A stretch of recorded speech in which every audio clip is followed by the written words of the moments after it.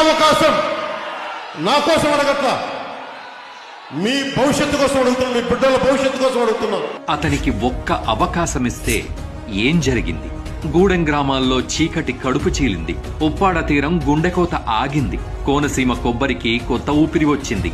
అతనికి ఒక్క అవకాశమిస్తే ప్రతి పల్లె గర్వంగా తలెత్తి చూసింది. రహదారులకు మహర్దశ వచ్చింది. సనాతన ధర్మం తన ఉనికిని చూపింది. అతనికి ఒక్క అవకాశమిస్తే అమరజీవి జలధార ప్రాజెక్టు ప్రాణం పోసుకుంది.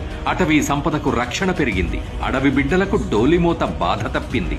అతనికి ఒక్క అవకాశమిస్తే యువత భవితకి భరోసా వచ్చింది. అధికారులకు గౌరవం దక్కింది. ప్రజలకు ప్రభుత్వంపై నమ్మకం పెరిగింది. అతనికి ఒక్క అవకాశమిస్తే పల్లె పండుగతో పంచాయతీలు ప్రాణం పోసుకున్నాయి.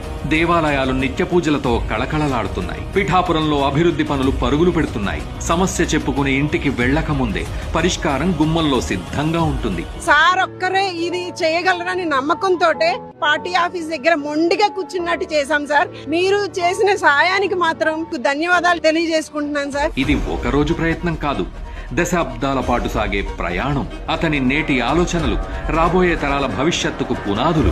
నన్ను నేను తగ్గించుకోకపోతే 3,500 కోట్ల రూపాయలతో పల్లి పండుగ 1.0 చేసేవాళ్ళమా? 4,000 కిలోమీటర్లు రెసిసి రోడ్లు వేయగలిగే వాళ్ళమా? నేనే గనక నా స్వార్థం కోసం ఆలోచన తగ్గించకుండా ఉంటే 1,00,000 ఫామ్ పాయింట్స్ కట్టేవాళ్ళమా? నేనే గనక తగ్గకుండా ఉంటే 22,500 మినీ గోకులాలు కట్టేవాళ్ళమా? నేనే గనక తగ్గకుండా ఉంటే 10,000 ఎకరాలు ఉద్యానవనాలు పంటలు పండేయా? 1,500 అభివృద్ధి పనులు మొదలుపెట్టా విజయవంతంగా ఇది కూడా పూర్తి చేస్తామంటే నేను తగ్గి రాష్ట్రాన్ని పెంచాను, మీకు అందరినీ పెంచుతున్నాను. ఇది పుస్తకాల్లో చెప్పిన కథ కాదు, ప్రజలు చూసిన నిజం. నమ్మకం అంటే ఏంటో నిరూపించిన వైనం. అందుకే అతన్ని నమ్మి ఓటేసిన ప్రతి ఒక్కరూ నేను నమ్మినోడు గొప్పోడు అంటూ గర్వంగా తలెత్తుకుని తిరుగుతున్నారు. బ్రతికున్నంత వరకు సేనాని వెంటే మా ప్రయాణం అంటూ ఎలుగెత్తి చెబుతున్నారు.